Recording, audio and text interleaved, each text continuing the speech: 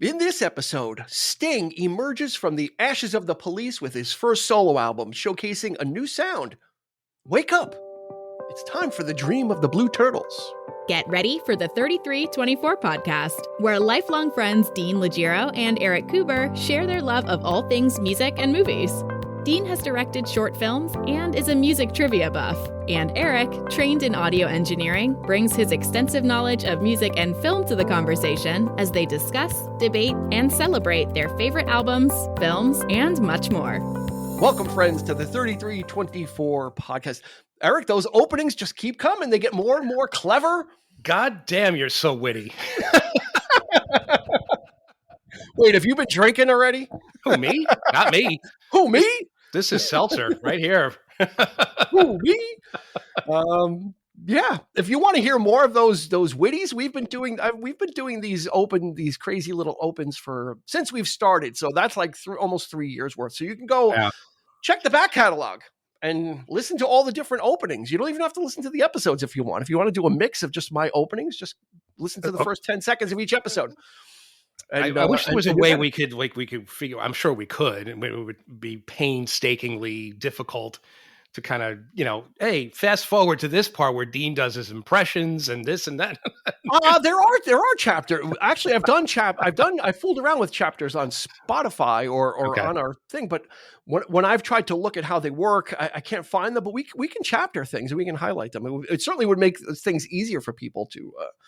To search if they wanted to, especially with our top fives. It would be nice to section off our top fives where you could just skip to, skip one. But then again, I don't know if I want people skipping to the end. I want them to listen to the whole thing. To get absolutely. To absolutely. I don't want to hear this. I don't want to get to number one. Oh, this could be, like repeat. When they go back and listen to it again, then they listen to his number 3. Enough of that bullshit. Let's get to that part of it. This is when it got good. around number 2 is when they hit their stride. So, but we thank each and every one of you for joining us. If you're watching us on YouTube, go ahead and hit the like button and hit the subscribe button if you haven't. Hitting the like button helps the algorithm. It helps get our videos out to more people like you that enjoy this type of content. Even better, leave a comment. We reply vigorously with our comments as well. So that's a great way to interact with us on YouTube. So go ahead and like and subscribe if you haven't yet. So Sting, the dream of the Blue Turtles. Let's talk the stats like we always do. And then we'll get this show on the road. This was released in June of 1985. All songs written by Mr. Sting. The Stinger, the Sting Man. Making solo albums. Stinger, the Sting-a-ling-a-ding-dong. Remember that skit? Sting, yeah. Making copies. He's like, hey, how you doing? He's like, yeah. Oh, the Sting Man. Yeah. Stinger. Anyway, that was probably one of the few funny things Rob Schneider did. The only funny thing Rob Schneider.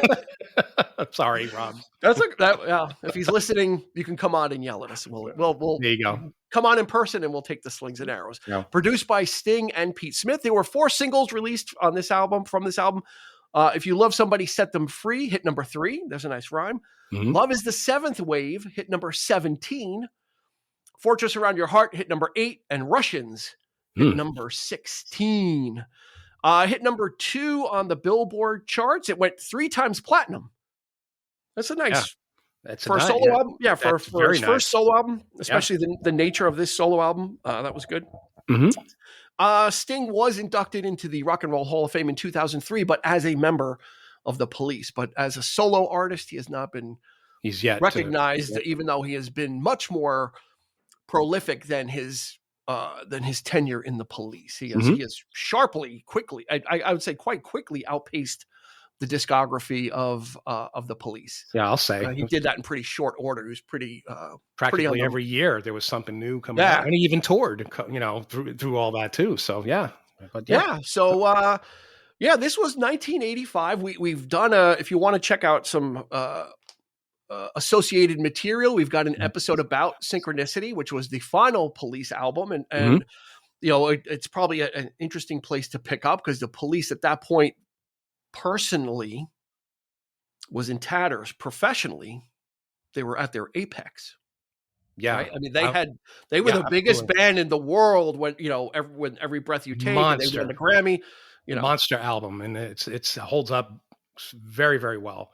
And we didn't know at the time, did we, that they were defunct? I mean, Sting just decided to go do this, and there was no real talk of them splitting up officially. Right. And I don't think to this day, I don't think they actually have, really put it to people and said, hey, we're officially done. I mean, I that I can recall. I mean, I've never seen it, They finished up their tour. They finished up the Synchronicity tour in '84. Sting goes into the studio, records this album, right? So he does this as a solo project. But in 1986, the Police reconvene. They reconvene to start working on new material. Yeah. What happens is right before they're supposed to kind of start rehearsing or working together, Stuart Copeland breaks his collarbone.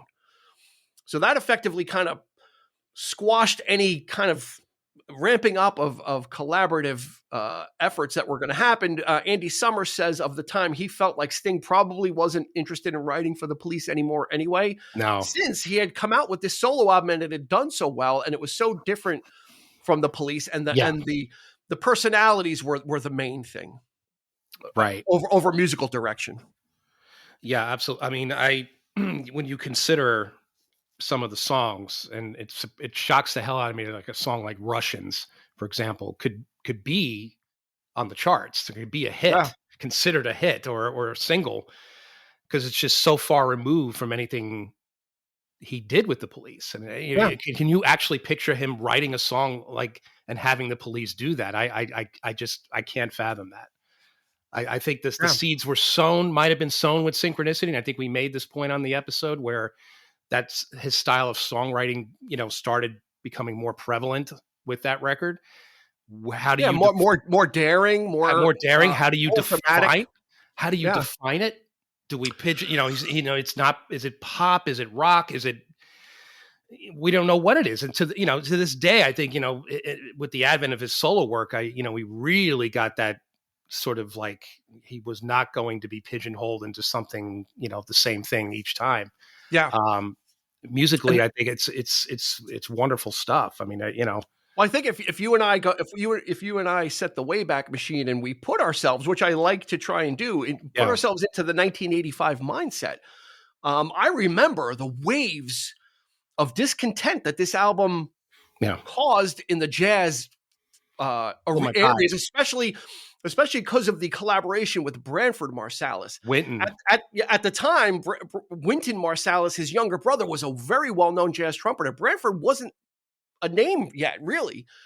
Wynton Marsalis was like was one of the cornerstones of jazz trumpeting, traditionalist, and really kind of bemoaning this. What's this guy doing? He's taking all these jazz musicians. Does he think it is jazz? And he felt there was some ripples. You remember? He was betrayed. He felt betrayed because the two brothers were actually working with their father.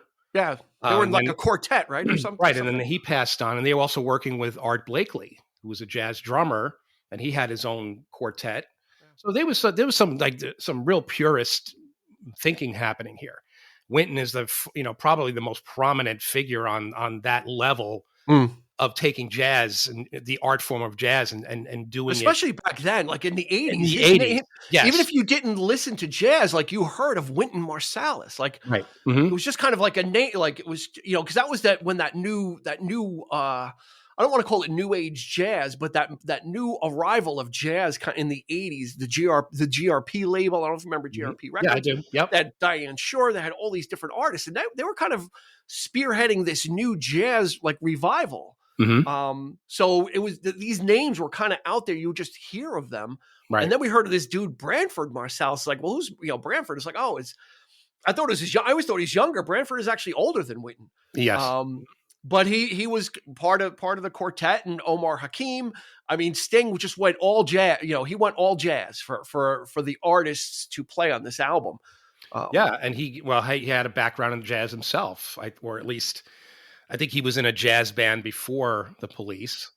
And if I'm not mistaken, they used to dress up like bees. Yep.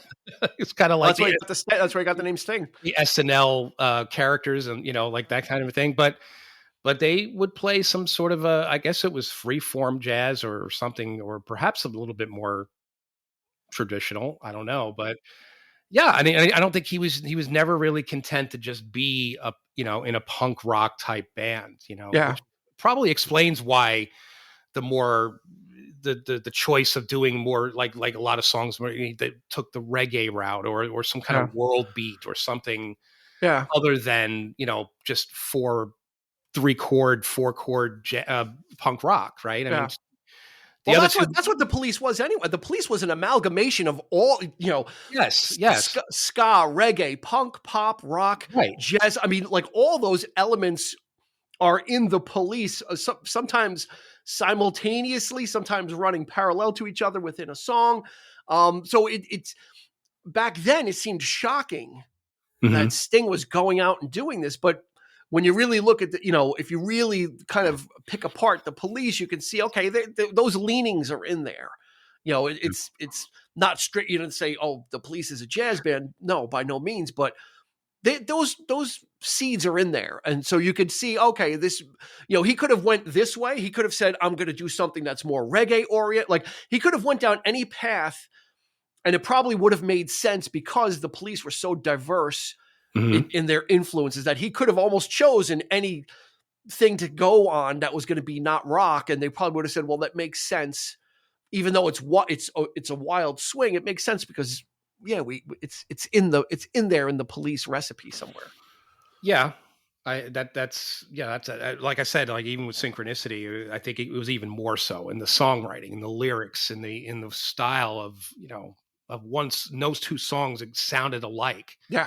It was very eclectic and very sort of like, and in this case, even in the first solo record, I mean, there you have these. Well, let's start with "Set Them Free," which is the first single. I actually first heard this a full year before. Was listening to Scott Muni of NEW. As you recall, he was a huge Beatles fan. Yes. And he would things from England, and he would, go to England for like 2 weeks, and he would broadcast from London, England, in the summer. And he always opened his show with a Beatles song and ended with a Beatles song, as I recall. Yep. He had Sting on, and he was at, like this was like, I guess right at the end of the tour, it had to have been. And the song was pretty much done. I mean, and they world premiered it. He played the song, and I flipped when I heard it. I was like, this is great. I love the sax and the background singers and just the funkiness of it. And just, it was so catchy. And so I was like over the moon about it. And I'm like, this is going to be, something. And the album, the album didn't come out till like June of the following year. So I was like waiting and waiting. When is this going to come out? And then I think they released the single, might have been a couple months before. Yeah. With a song called "Another Day" was the B side of that, which is also a great song. Sorry it didn't make the album, but but yeah, I was just so to use the pun, jazz about this fucking song, and I was just like, man, this is great. And it was very different. Of course, Sting's voice is very recognizable, so that was that's kind of the grounding element in this change of direction. Is he wasn't becoming a crooner all of a sudden, although he kind of does that with the Police. He does kind of like Tea in the Sahara, and he kind of dabbles in some straight up like singing, like that type of thing. I love that stuff though. I love that softer, sort of more sort of meditative kind of, like I Burned for You as another. I always loved that song. Stone and Treacle. He had done it on that tour for Blue Turtles, which I actually like better than the way they did it with the Police. But songs like that, are just he was developing as a songwriter, mainly from his composition, but his songwriting subject matter. It became a lot more serious. It became a lot more storytelling. Almost borderline pretentious. Like some of the words he likes to use big words. Yeah. But it's in the aid of painting. He paints a particular picture with it. So it's not him just doing that to do it. I think he's doing it because he's a very eloquent person. So I think his songwriting was becoming eloquent as well, and it became, by extension, the lyrics became very like little mini stories or observations about things. Well, I think especially on this album, right? This album, he really started to take that social awareness kind of. Well, I think that he got a little bit of heat for it, especially from fans. Like you say, fans were not too happy with this kind of thing, and like you say the word pretentious, and so so the lyrics. I think he always was a great lyricist. I mean, I think he did these kinds of things with the Police before, but musically they were they kind of there was a sort of a happy medium there, I suppose. But here, well, with the I got a bunch of jazz musicians, and it's just we're just a little bit more sophisticated, more sort of because like in between the catchy songs, like you do have these like socially conscious political, like Russians and Children's Crusade and we worked the Black Seam and and so it was I love the way this album is set up that way, and you have these serious, and then it's like lightens the mood with something like Dream of the Blue Turtles or Consider Me Gone, or you know what I mean, like it's very well put together, and the track listing is well well thought out in that sense. But anyway, it seems like the first side is as up tempo as it's going to be. It seems like the first side is more up tempo, and the second side kind of falls into like a more of a jazzier groove and a slower tempo and a more relaxed pace. Like it seems like that. In listening to this, it's been a while, and then seeing where the sides end. Again, and it does make a difference. Back then, it did, because that. You look at the way the album's laid out, and I was like, the first side's a little more up. You got love Somebody Set Them Free. Love Is the Seventh Wave. Russians is ominous, but Children's Crusade is kind of a little bit slower. But Shadows in the Rain, which is Sting covering himself. Yeah, fantastic. I love from Zenyatta Mondatta. Yeah, I like both versions. Do you like one better than the other? I love this version better. You like this one? Oh yeah. Yeah, especially Branford in the beginning, what key is this in? And just like, he's counting it off, and he, you hear Sting moan like, and then it kicks in, and I love his voice in it too. Like he's got that, that really high, but he's like screaming, a screeching type of voice, and it feels more like a live version of it. It's a little bit dirtier. It's a little bit more, I think it's more, it fits this sort of jazzier tone, I think. Yeah, the version on Zenyatta Mondatta fits what they were doing on that album, though. Like it kind of like it's interesting. It's the same lyrical content, but looked at through another lens. When Sting is like, okay, well, I'm gonna plug, and he's done this through his career. He's done a few albums of re-recording his songs and reinterpreting them. So this would be the first kind of tip, and then he does a little tip of the hat on Love Is the Seventh Wave, To Every Breath You Take. At the end, he's kind of making fun of his own lyrics, every cake you bake, and so he doesn't, as pretentious as he sounds, he doesn't take it that seriously, though. No, I don't think so. But I mean, he does have that ego. He comes across that way, but I think it's because he's Sting. He's a good-looking guy. Well, it's like, come on, man. We were fucking Sting was like the Sting was like the shit back then. He was who I wanted to be Sting. Like who didn't? He was just fucking cool. And he knew it, and he sold it. That's what sold. He had the looks. He had the looks. He had the sexuality, the charisma, absolutely. I always said that Moon Over Bourbon Street, which is based on Anne Rice. I mean, and that's another vampire. And that's another thing. Like he'll write songs about poetry and books and things like that, literature and tie that into and he'll piece things together, and make it a pop song somehow. And it just, I never found it pretentious. I just found it like, this guy's fucking smart. Yeah, he's good. He's good at what he does. Now, since you brought up Moon Over Bourbon Street, and be revisiting it and then kind of connecting. I see a lot of different connections on some of these songs. And for me, listening to this album like a lot of times in a row to get ramped up, Moon Over Bourbon Street almost, it sounds like the precursor to Englishman in New York. Yeah, I'll buy that. In that feel, even though this is about Interview with the Vampire, inspired by, well before anybody thought about these books and before, Anne Rice was popular. So he was ahead of the curve there. But there is, he would move away from this type of straight up jazz style inspired music like pretty right away, after this album. But there's, there's vestiges of the future. And then, when I listen to like Fortress Around Your Heart, I hear vestiges of synchronicity, like King of Pain or Wrapped Around Your Finger. Absolutely. Like there's like, it makes me wonder if these songs were going to ever be songs that the Police would use. Perhaps. I think that song in particular might have been, it could have been written perhaps maybe earlier, maybe, I always thought of Fortress Around Your Heart, though, it could, you could almost take this song out of that, that batch and did a kind of a Beatles thing and maybe could have released it as the first single and said, this is what the album's going to be. Right. Because it's, it has that, you have those vestiges, like you say, of the Police, but you got Branford's, you got those horns in there, you got these and then, this, thematically, it's like it's saying something, you think it's something political, but it's a love song. Yeah. But it's like he's building it up to be this sort of I don't know. He's using all of these metaphors and you think it's some kind of a serious, what's the message here? But it's just a love song. Yeah. But the way he structured it, the way it's written, the way the musicality of it is just sort of like.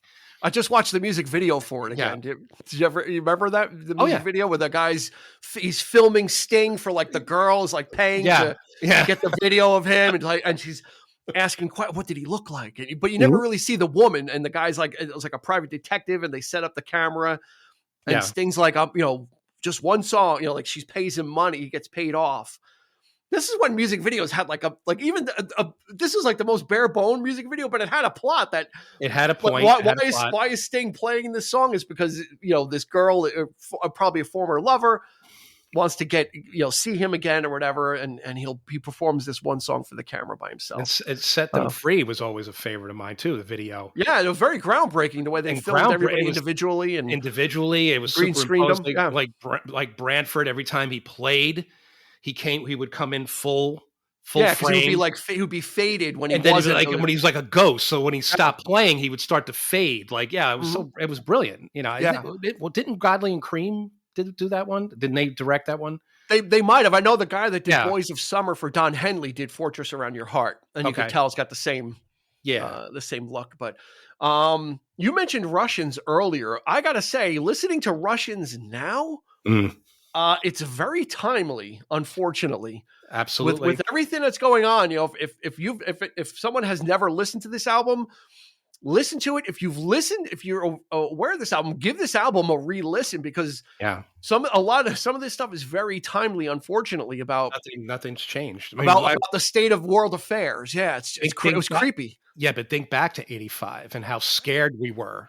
Of the shit that was going down and with Gaddafi. Yeah, remember the Cold War was on full, going full steam ahead for Cold War. I mean, they were talking about bringing the draft back. Remember? Yep, absolutely. I was petrified. I would even listen to this album and I would skip over tracks like Russian. No, seriously, absolutely, seriously, because it just hit. It hit you hard. It was so in the moment, and we were. I was fucking scared, at that time. Yeah. And I remember we had to go register. For the, once we turned 18, we had to go to the post office and register. That's right. So. Yeah. Unfortunately, very, very timely now, but, still a great song. It's got that ominous kind of feeling to it. And that's really the kind of, where you get, it has weight and gravitas to it. It's most definitely. And another, I think somebody critiqued it as well. It was like, oh, Sting writing with this, he's taking credit because he's putting lyrics to this, which is already an existing. Yeah, Prokofiev is classical music, which is fine. That's allowable. It's not unheard of. What's wrong? Other people have done it. Why not? Yeah. Why? Plenty. Yeah, plenty have done it. and especially following a song as tropical and bouncy as "Love Is the Seventh Wave." It's kind of like, yeah, all right. This is kind of like Sting light. It's a fun. He knew how song. to lighten the mood. He knew how to read the room and say, "Hey, this is a heavy song coming up," or even after. Yeah, and we'll throw Shadows in the Rain in there. So we need to do a song like that. Because some of these songs are just like to have Russians right after it. It's like Jesus, I was just so it's like you popped my balloon.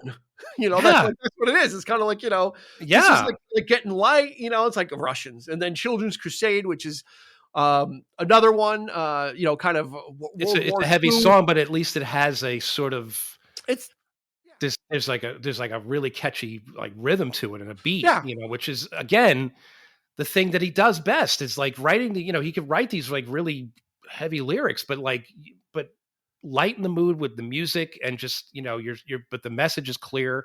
He became really good at arranging and I think he would get better with the subsequent like the releases after this album with that.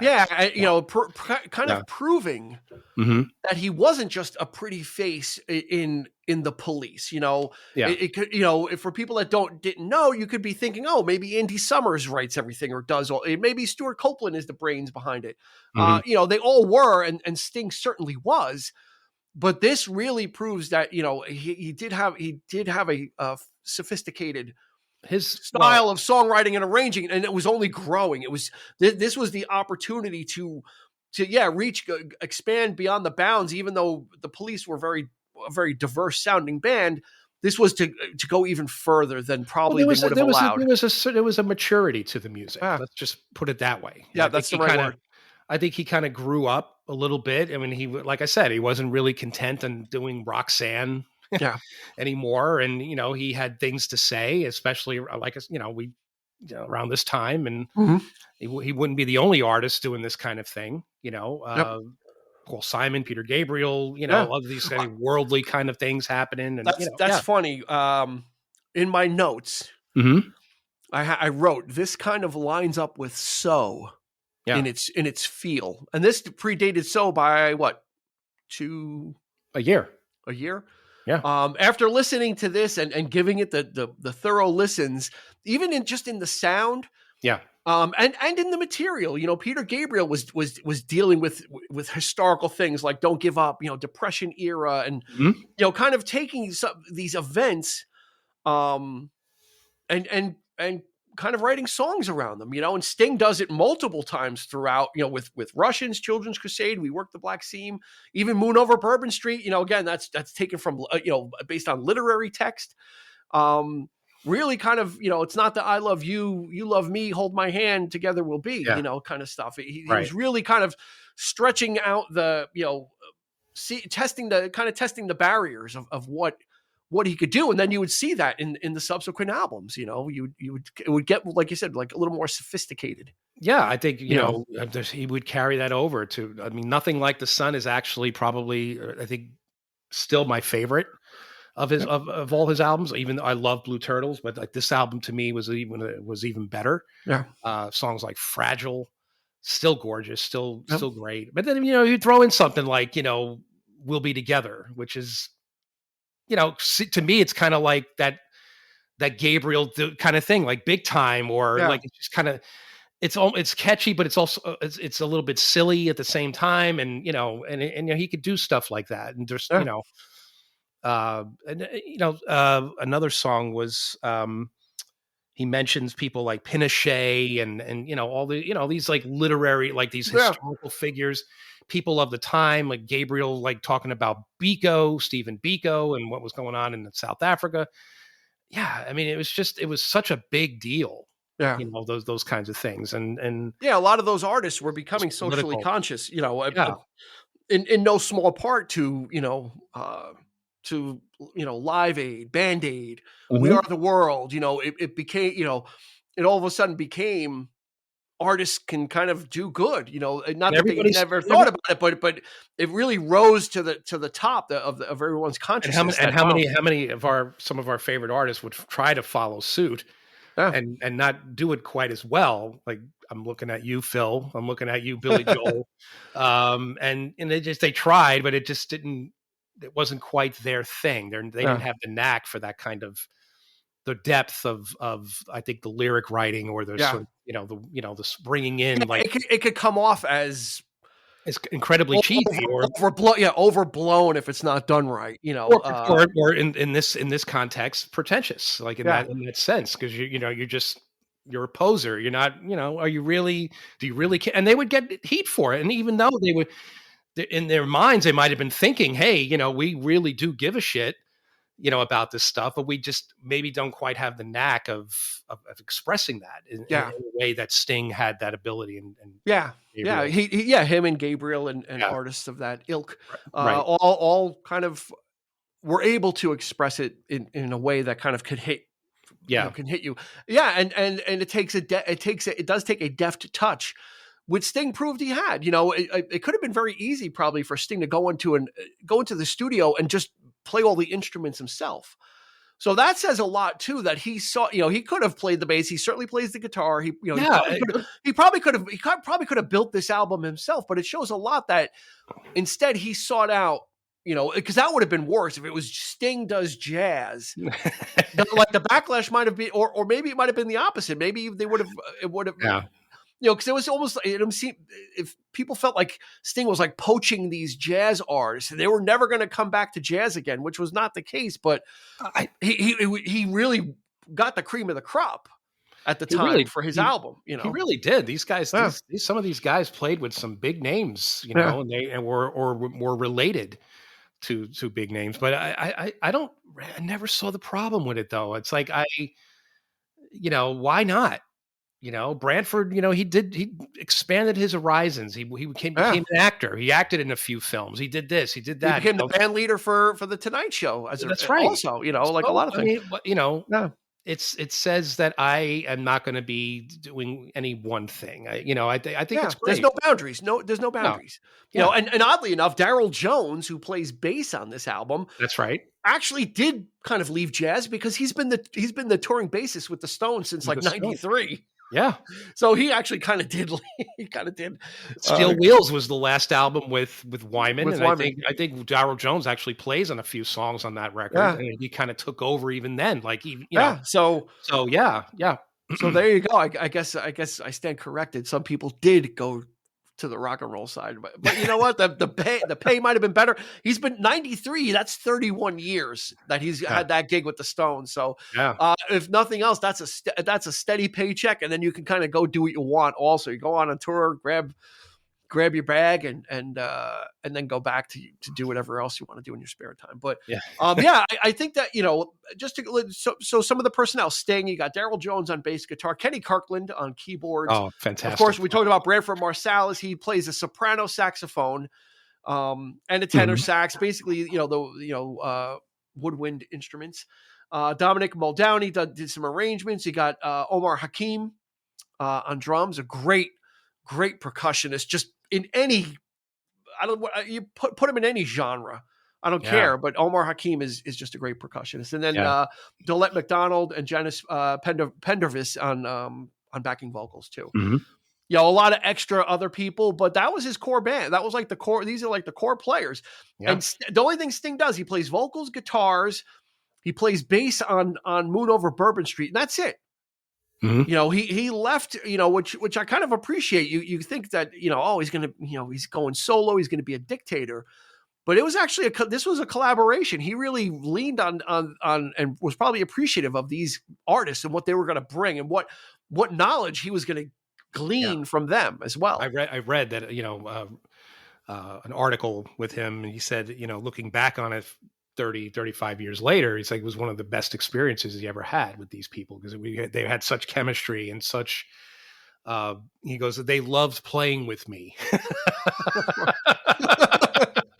Of course they did. Of course. Because you're fucking Sting. Yeah. The Stinger. And he would take these guys out on the road, right? I mean, just a mere year later, not even, and they made a film. Yeah, and we saw that film, Bring on the Night, in the theaters, and that was fantastic. I bought the live album, the sort of soundtrack to that, which I love. Shadows in the Rain, and he covered a lot of Police songs and jazzed them up like that. It's just such great renditions of this stuff. If you haven't listened to that, check that out. It's kind of a nice follow up to our companion piece to this album. Yeah, because he was kind of kind of once the solo thing started, and like I said in the beginning, that the police did reconvene and they did record like that. Don't Stand So Close to Me 86, which was like a joke. It was a joke. It shouldn't even exist, but I think he was probably done anyway. I'm glad that nothing came out of a half-hearted. You don't want a half-hearted reunion. No, you don't. And you would think that the police would have been so energized because they came off of all these Grammys and their biggest thing, and it was just like, yeah, we're going to take a break, and then just never. They've obviously toured, but they've never recorded as the Police again. And so that kind of set Sting's feet on his own path. He now had the ability, freedom, and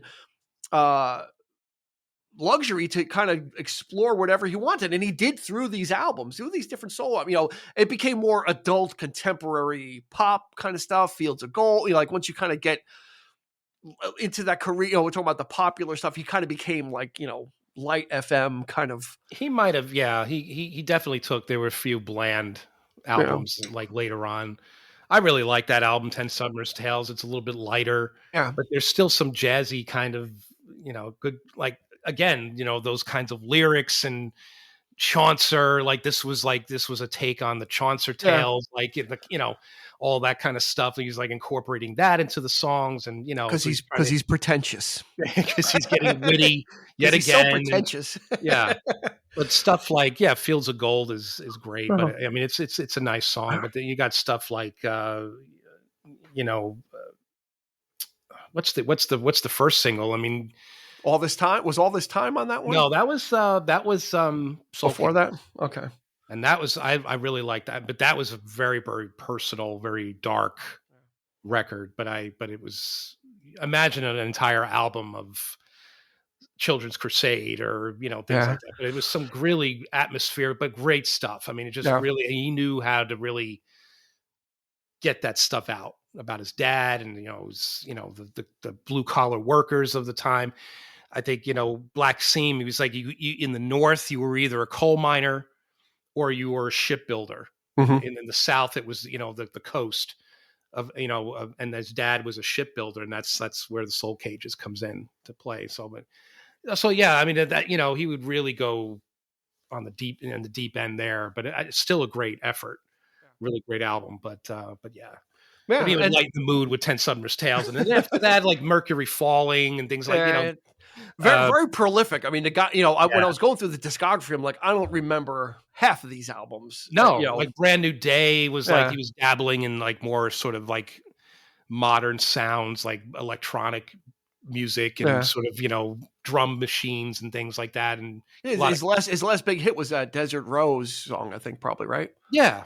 And then he would go from that to fucking playing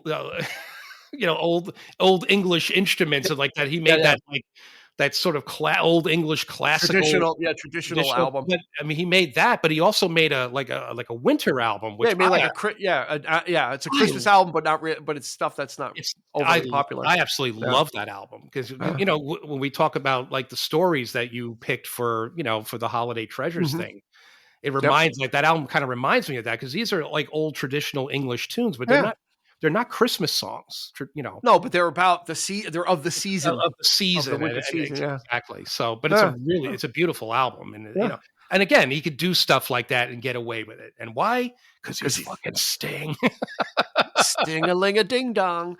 Now, getting back to Dream of Blue Turtles, the title track is actually an instrumental. He does dabble in it. It's only 1 minute and 18 seconds long, but I'm kind of torn. Parts of it I like, and parts of it I don't like. It's the most like I don't care for that because it. But then again, it's into this real like traditional jazz thing, which I like, which I want more of. I want to hear. I wanted I want a 6-minute version of that. But we didn't quite. Yeah, it seems like it was a nugget of an idea, and it's kind of like, all right, or they probably didn't. Well, it's kind of like this probably wasn't even a song, and they probably said, let's throw this on here. We'll call this "Dream of the Blue Turtles." Well, you know what it reminds me of too is like you mentioned it before. It was Englishman in New York. It has that like that that very. But then there's that thudding. Like in the middle of it doesn't fit. I don't know why he even thought of that. It always annoyed me. Trying something new. I never like that. It just completely takes me out of the song. But there it is, But he does stuff like that. Just throws that kind of thing in there. Just he certainly tried. I mean, this is I think for anybody that stayed away from this because it's not the Police, it's a very listenable album. So I don't, it does kind of get into some heavy themes, or his songwriting, his musical composition will kind of have a little bit of that ominous feel to it. But it's on the lighter side. It's not like doom and gloom. Well, you shouldn't be intimidated by it. Is what it is. It's not a full on. Despite the band, it is not a full on jazz record. Yeah, and he says that that people were like being interviewed for the film. Like I remember there was some guy asked him straight up. He was like, "Is this this jazz?" He goes, "It's not jazz. I never considered it jazz. It's I have these guys with me, and we're not playing jazz." So. Okay.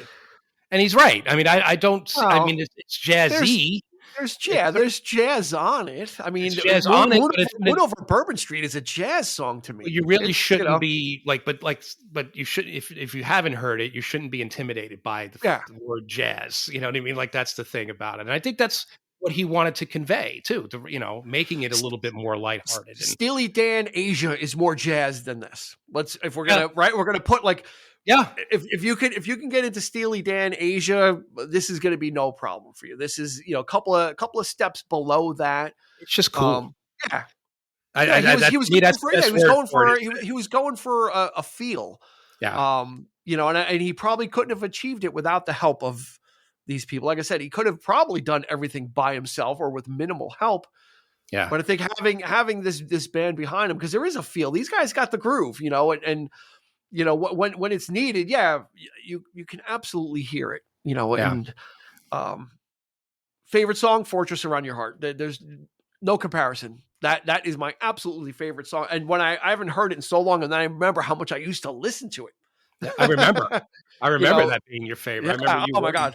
I remember you working in the pizzeria and we were always talking about that song, and it still is. It holds up, and for me, it probably holds up as the composition wise and everything. I think for me, I think it's the strongest song just because it's the complete package. It's not overly jazzy. It's got the composition is really the arrangement is quite nice. There's a lot of different layers. He's got himself doing his own background vocals, and it's catchy, and it's got the Sting angst in there too, I think I stop in my tracks for fear of walking on the mines I laid. I mean, the guy's so dramatic. He's dramatic. But that's because he's the Stinger. That's right. Like I said before, I think it's a nice. It's sort of it sets you up, even though it's the last track on the album. I would say that it's a sample. It's a helping of what the album sounds like, of what it is. Yeah, and that's an odd choice for the last track too. If you want to know what this album is, that's the song. You think so? Yeah, I think so.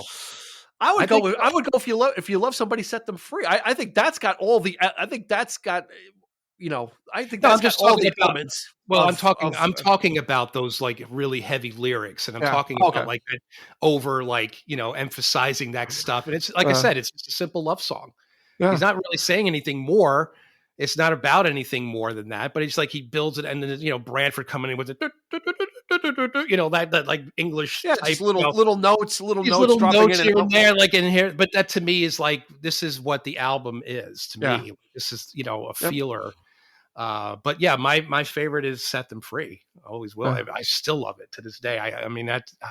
Yeah, because it was so different when it came. It was when that came out, even with the music video. I'm like, the music video was so different because it was Sting was weird looking in it, just because of the way it was shot with all green screens and everybody was separate, and then they kind of superimposed them, and it was kind of unsettling. And then you've got then you have to pay attention to like this new song and this new type of sound. You know, again, back then, like the visuals were part and parcel. You were watching the video and paying attention to it while listening to the music.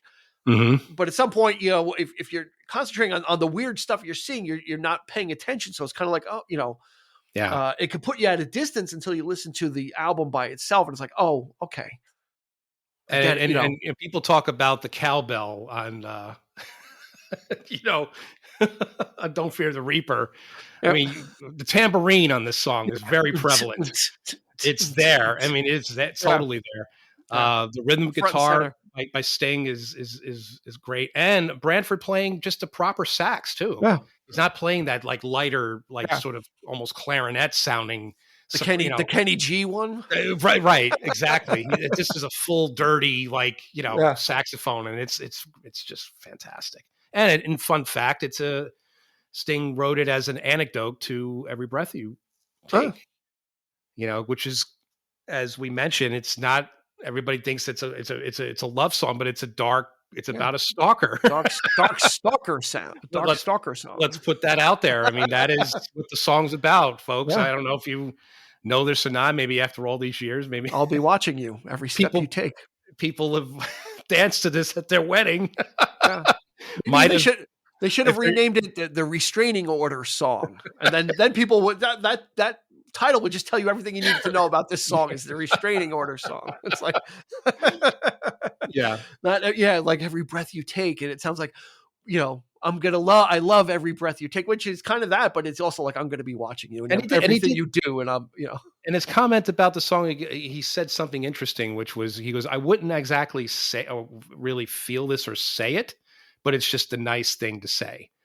If you love something, set it free. He goes, I don't necessarily would think that way or say that to whatever, but he'd probably be more nice notion because he's more of the stalker, you know. But there it is. You know why? Because Sting in his ego couldn't understand why somebody would leave him, and then he'd have to set them free because he's the stinger.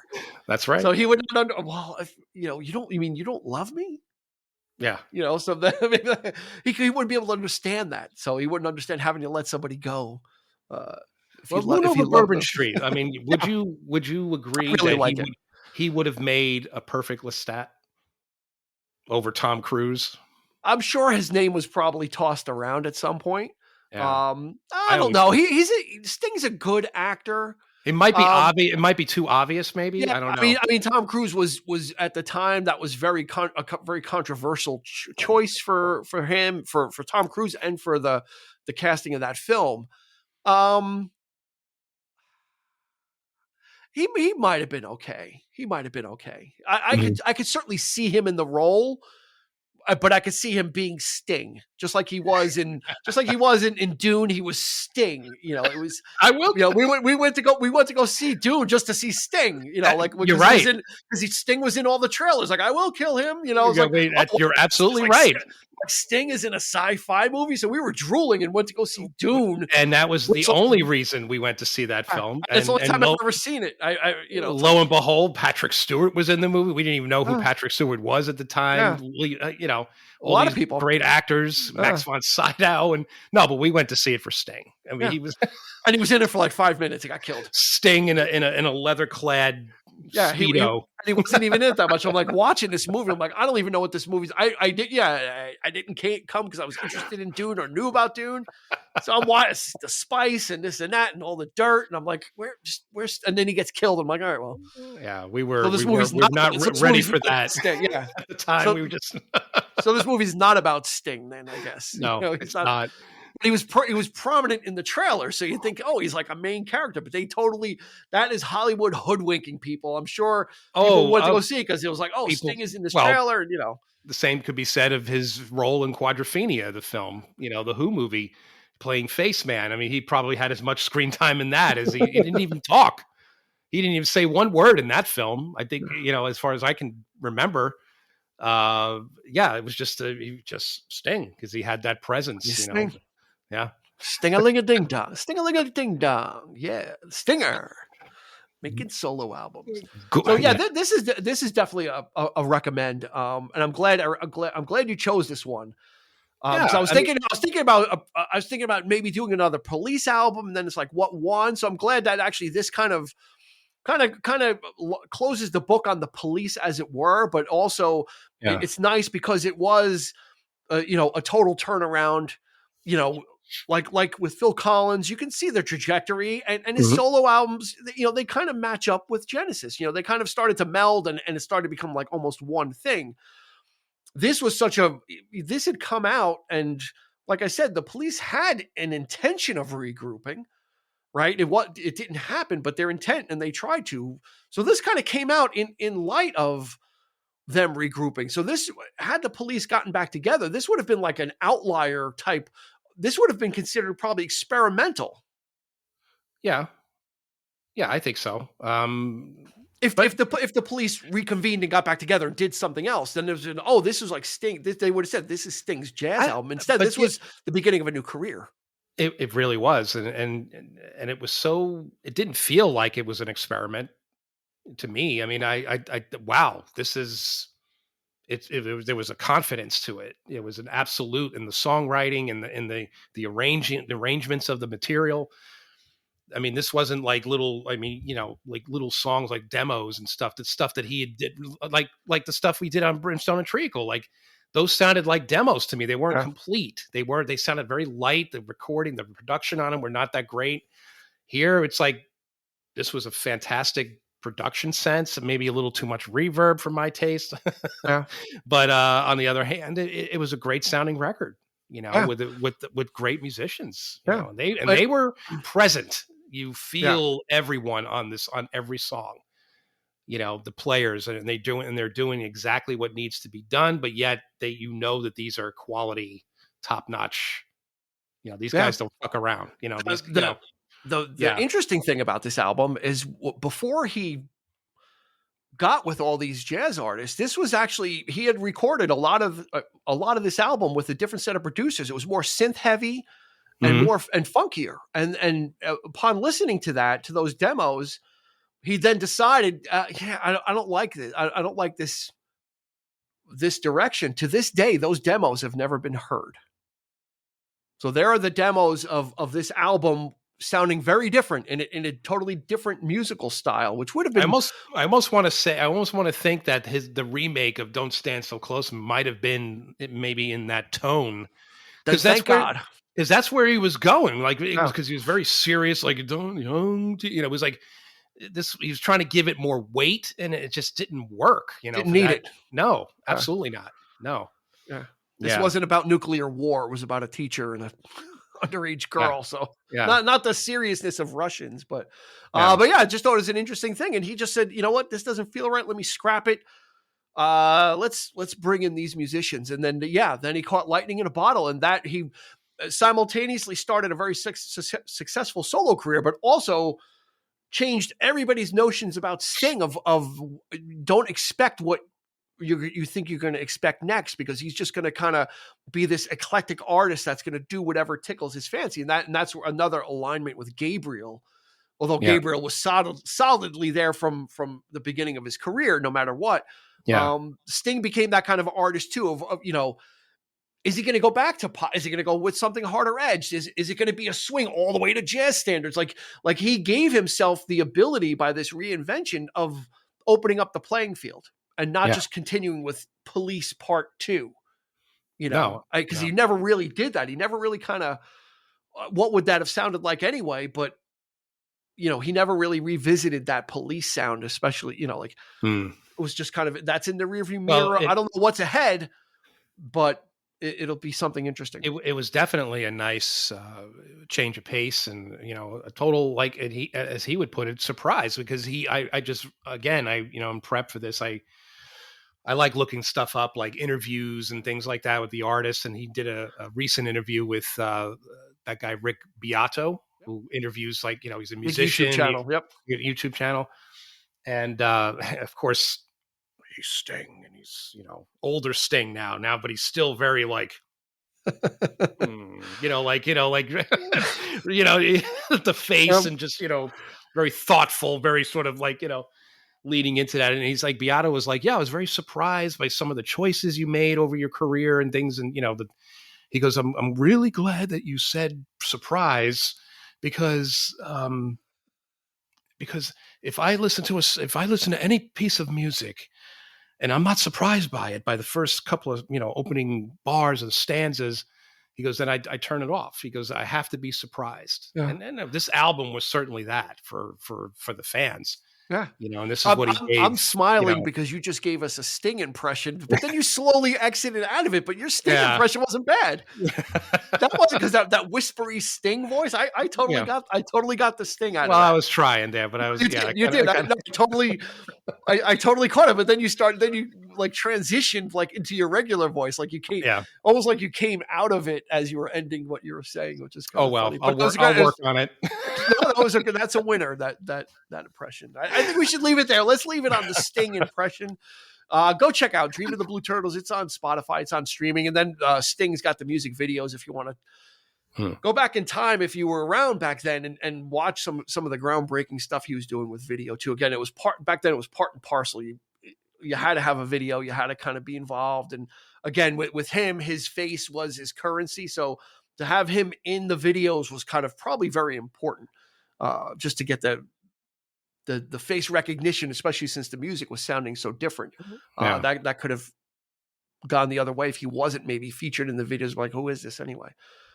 So yeah, that's going to do it for Dream of the Blue Turtles and this episode of the 3324 podcast. Find us on Facebook. There's a bustling group. We just hit a milestone of group members, so you can add on to that and help bolster those numbers. But if you're on Facebook, do that. If you're on YouTube, like I said in the beginning, go ahead and give us a like and a subscribe. Leave a comment. What do you think of Sting's solo work? What do you think of his work with the Police? You can even leave comments in Spotify. There's an area to ask us questions too, so you can actually engage with us in Spotify. There's a feedback area to ask, and we answer those questions as well. So for Eric, and for the Sting Man, the Stinger, Sting-a-ling-a-ding-dong, this has been Dean, and we will catch you on the flip side. You've been listening to the 3324 podcast with Dean Legiro and Eric Kuber. You can find us on your favorite podcast provider, so please like, subscribe, and rate to become a part of the 3324 family. Your feedback is important, so make sure to follow us on Instagram and Facebook at 3324 podcast and on Twitter at 3324p to join the conversation.